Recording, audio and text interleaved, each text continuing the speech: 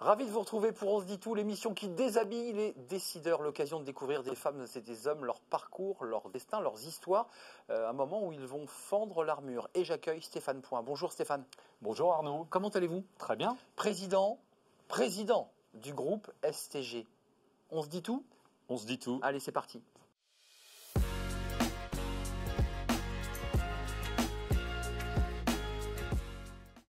Avec moi, Stéphane Point. Bonjour Stéphane, vous avez rejoint ce petit fauteuil. On est vraiment dans un moment un peu convivial où on va pouvoir se dire quelques petites choses, tant sur votre parcours que sur l'entreprise dont vous êtes le président, STG. D'abord, un mot sur l'entreprise, parce que vous avez, vous, un parcours dans le service, dans le transport, et puis STG, dont vous êtes le président. J'ai vu que c'est une entreprise entrepreneuriale assez incroyable, entreprise familiale, et ça démarre souvent un peu comme ça. Un petit camion, un ou deux petits camions qui se baladent et puis ça devient ensuite un énorme groupe. Tout à fait. C'est une entreprise qui a environ 70 ans, qui est née à Rennes. Pourquoi à Rennes? Notre métier, c'est la logistique et le transport sous température dirigée. Donc, nos clients sont avant tout des industriels de l'agroalimentaire. Et en Bretagne, il y a beaucoup d'industriels de l'agroalimentaire, la grande distribution et la restauration hors foyer. Et cette entreprise qui s'est développée progressivement par croissance organique, par croissance externe, aujourd'hui fait un peu plus de 400 millions d'euros de chiffre d'affaires et a plus de 3000 collaborateurs. Vous êtes vous êtes le président d'une entreprise qui a 3000 collaborateurs. Un peu plus. Ça fait quoi? Je ne sais pas si vous saisissez ma question, mais il y a un côté vertigineux quand on a la main, entre guillemets, sur une entreprise aussi importante. On arrive à connaître tout le monde ou c'est compliqué? Alors, est-ce qu'on arrive à connaître tout le monde? Clairement pas. Impossible. D'accord. Il faut être honnête. Ouais. Il faut être honnête. Est-ce que c'est vertigineux? Alors, quand on avance en âge, peut-être qu'on a un peu moins le vertige. C'est peut-être une des vertus de l'expérience. Non, c'est conscience des responsabilités, mais c'est surtout beaucoup de plaisir. Si vous voulez, aujourd'hui, je pense qu'on dénigre beaucoup le monde de l'entreprise. On parle plus de l'entreprise pour parler de burn-out, de harcèlement, de tension, de stress, etc. Écoutez, l'entreprise, c'est avant tout un lieu de rencontre, d'échange, d'action. Pour moi, c'est très important. C'est ce qui me motive, me pousse au quotidien. Et donc, oui, c'est une responsabilité. Oui, c'est une charge. Surtout que quand on est, comme moi, attiré par des entreprises où il y a des actions de redressement, de remise en bonne santé. C'est ce qui me motive aussi dans mon parcours. C'est ma mission, c'était ma mission dans des vies précédentes, même au sein de groupes qui fonctionnaient très bien, mais qui avaient des entités plus en difficulté. Vous êtes un homme qui accompagnait les transformations. C'est ça aussi je crois qu'on peut dire ça. En tout cas, j'aime ce management du changement, de la transformation. Mais il y a comme ça chez vous, même si on ne se connaît pas, on ne se connaissait pas.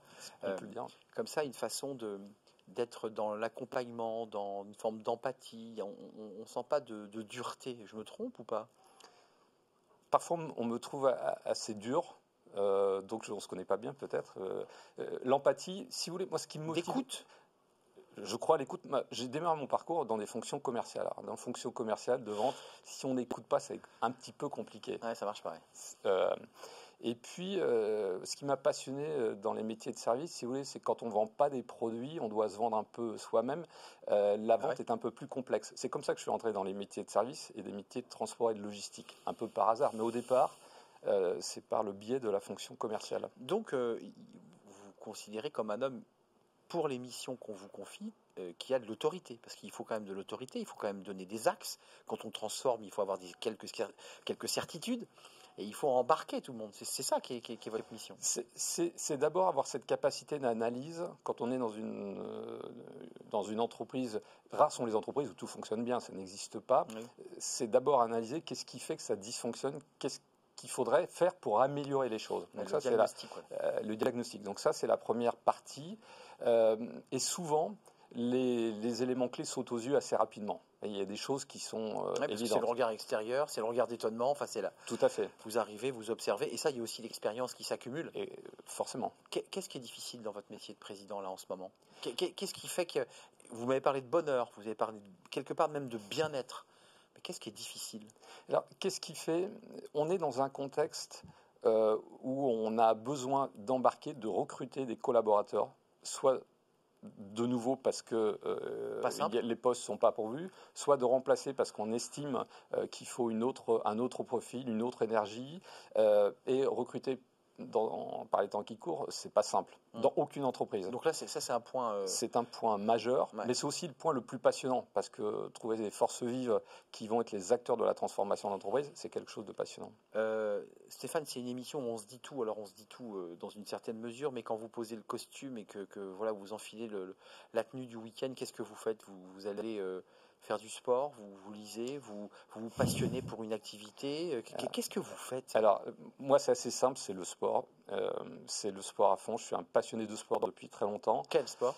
Course à pied et vélo, donc des sports d'endurance, des sports où on a besoin de dépenser de l'énergie. Et peut-être que si je suis passionné par ces métiers de service aussi, c'est que je retrouve un terrain de jeu pour la dépense de l'énergie assez similaire au terrain de jeu du sport. C'est quoi votre dominante? C'est la course à pied ou le vélo? C'est la course à pied. J'ai fait pas mal de compétitions. J'ai fait du marathon. J'ai eu plaisir à me qualifier pour les championnats de France, à faire des temps tout en restant amateur, mais dans une optique aussi. 2h36 c'est mon temps, donc j'étais à mon époque 248e français sur marathon. 2h36 au marathon? Ouais. Mais vous faisiez 3 sorties il y a par quelques semaine. Années. Je faisais plus de 100 km par semaine et je courais 6 jours sur 7 et certains jours 2 fois par jour. Ouais. Donc, c'est un peu plus. Quelle vie de dingue, tout en menant une vie professionnelle. Tout à fait, mais même aujourd'hui, je fais entre 3 et 5 séances par semaine parce que c'est quelque chose dont j'ai besoin, c'est une partie de mon équilibre. Oui, c'est ça, c'est parce qu'il y a quand même beaucoup de pression et il faut évacuer, quoi. Je ne sais pas si c'est évacuer, c'est aussi un moyen de trouver des solutions. J'ai beaucoup de solutions qui me parviennent en bavant dans un col à vélo ou dans un footing, dans un super petit sentier bucolique. Voilà. Et vous courez du côté de la région parisienne là, Alors je cours dans beaucoup de régions parce que j'ai plusieurs ports d'attache. Je peux courir en Bretagne, comme je peux courir à Paris, comme je peux courir en Provence parce que je suis très attaché à cette région. Ouais, c'est très intéressant ça. Ça dit beaucoup aussi d'un être humain, la capacité qu'il a à endurer, à faire des efforts, à surpasser aussi, parce qu'il y a une notion de surpassement. Tout à fait, c'est aussi l'école de l'humilité. Oui, c'est vrai, je suis d'accord avec vous. On passe à la question du Collège de Paris. Vous l'avez sélectionné cette question, le Collège de Paris, la communauté d'école qui rend l'excellence accessible à tous, et c'est la question.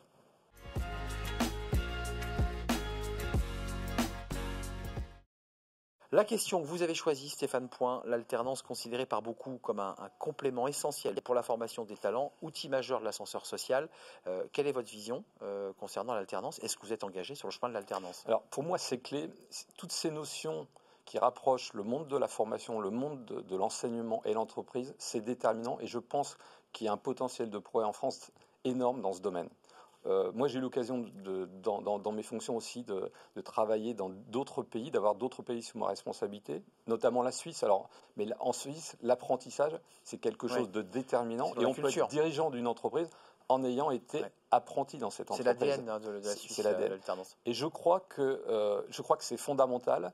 J'ai aussi 2 enfants, j'ai 2 garçons qui ont été adolescents, et les moments presque les plus riches de leur scolarité étaient des moments où ils étaient en entreprise, ou en entreprise, ou dans des fonctions sur le terrain. Donc je crois beaucoup à cette alternance, et je crois beaucoup au rapprochement du monde de l'enseignement et de l'entreprise. Je pense que nos profs, nos enseignants ne connaissent pas assez, c'est un très beau métier, ne connaissent pas assez le monde de l'entreprise. C'est deux mondes qui se tournent le dos. Or, la probabilité que nos jeunes étudiants demain travaillent en entreprise, elle est quand même forte, elle est même souhaitable. Elle est même plus importante, c'est ce qu'ils deviennent profs, par ailleurs, en termes de statistiques. Même si c'est un très bon métier. C'est un métier que j'aurais adoré faire. Mais c'est un métier, enseigner à des enfants des matières, c'est très bien, on peut enseigner la philosophie, mais on les prépare demain à être des membres d'une entreprise. Et de prendre leur place dans une entreprise avec une compétence et des compétences. Parfois, c'est compliqué. La question d'Anjaro, vous allez voir, elle fait écho à ce dont on vient de parler. Anjaro, la start-up qui vous aide à gérer de manière agile les remplacements, évidemment en situation de sous-effectif.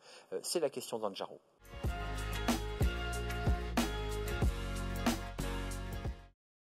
Question d'Anjaro avec la guerre des talents. On en parle beaucoup de cette guerre des talents. Vous évoquiez tout à l'heure le débat sur l'alternance. La guerre des talents, c'est un frein majeur au développement d'une entreprise. Comment votre engagement social, sociétal, peut constituer un levier d'attractivité, en quelques mots? Alors, d'abord, ce que je voudrais dire, c'est que dans le domaine, pour moi, il y a beaucoup de démagogie. On parle, c'est un peu l'arlésienne, si vous voulez, entre le sociétal, l'environnemental, le digital. Bon, quand on est une entreprise de transport et de logistique, forcément, on peut... Frigorifique. On est une entreprise qui, tous les jours, a plus de 1000 camions sur les routes et qui pollue. Et quand j'entends parfois aujourd'hui des jeunes de grandes écoles la maire de Berlin, qui disent arrêtons, ne travaillons pas dans des entreprises qui n'agiraient pas uniquement pour l'environnement, ça me pose question, si vous voulez. Qu'il faille réagir face à l'urgence climatique, aucun débat. Mais là, on vous coupe les ailes, là, en fait. Mais moi, je pense qu'on peut être acteur de cette transformation en travaillant dans des entreprises qui fabriquent des automobiles, qui font du transport, qui font de la logistique et agir très efficacement. Donc nous, notre action, l'action, j'allais dire, sociale, moi je pense d'abord, avant de faire des grands débats philosophiques, c'est de mettre des gens à responsabilité, donner les manettes et responsabiliser. Je pense qu'on est dans un contexte global de société et d'entreprise de déresponsabilisation. C'est clair. Et d'idéologie, puisque c'est ce que vous évoquez tout à l'heure, en disant aux gens n'allez pas dans des entreprises qui polluent, ce qui veut dire qu'à un moment donné votre activité s'arrête. Mais pas que la nôtre. Donc si vous voulez, des pans entiers de notre activité. Tout à fait. Je pense que dans nos métiers de service, on peut mettre des jeunes à responsabilité et avant de faire de grands discours dans le domaine sociétal, dans le domaine environnemental, déjà avoir un job qui n'est pas un bullshit job, vous voyez, où on a des responsabilités claires, on sait quelle est sa mission, on sait quelles sont ses responsabilités, on sait ce qu'on a devant de soi. Je pense que c'est la première vertu, la première mission d'une entreprise. Et puis l'entreprise de transport, évidemment, on aura peut-être l'occasion d'en reparler en conclusion, et peut-être ce sera la question de l'hémicycle, mais c'est évidemment les coûts du carburant et tout ce qui est évidemment incombe tout à fait. Et qui augmente les coûts. Donc bien évidemment, on est conscient de ça, on investit dans des énergies alternatives, on teste ça, mais je pense qu'on a tous besoin de manger des produits frais. On est aussi des acteurs de la transition alimentaire. Je pense qu'on a besoin de nous. On a besoin des camions frigorifiques. Mais si vous voulez, donc arrêtons ce discours un peu démago en disant demain tous nos jeunes devraient travailler. J'ai vu cette étudiante d'HEC, puisque vous faites référence à cette étudiante qui, en prenant la parole, a dit moi d'entrée de jeu, je n'irai pas dans ces entreprises. La question de l'hémicycle, c'est tout de suite. Ça va peut-être vous donner l'occasion de pouvoir pousser un coup de gueule face caméra. La question de l'hémicycle, votre projet, votre proposition concrète.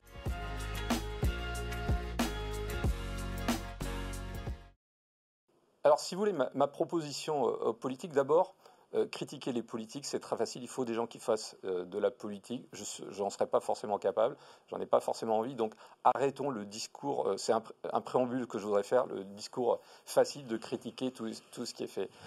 Mon sujet serait un discours également de demander aux politiques d'arrêter ces messages de déresponsabilisation qu'on entend aujourd'hui, si vous voulez.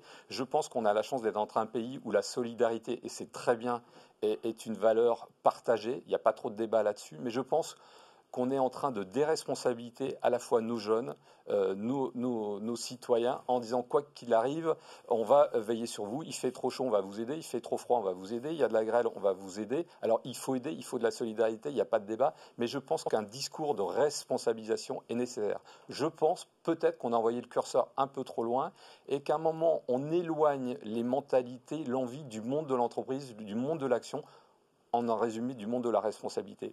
Pour avoir une suggestion concrète, moi, ma suggestion, ça serait que nos professeurs, nos enseignants connaissent mieux le monde de l'entreprise, un peu un vie-ma-vie du monde de l'enseignement et demander à nos enseignants, que ce soit dans leur cursus et après, dans l'exercice de leur fonction, passent du temps en entreprise, quelle qu'elle soit, à des fonctions très différentes, mais connaissent mieux de l'entreprise. On parlait d'un service national, certains parlent d'un service national au service de l'environnement. Peut-être que nos professeurs pourraient avoir un service de quelques jours, quelques semaines par an au sein de l'entreprise pendant leur formation et après.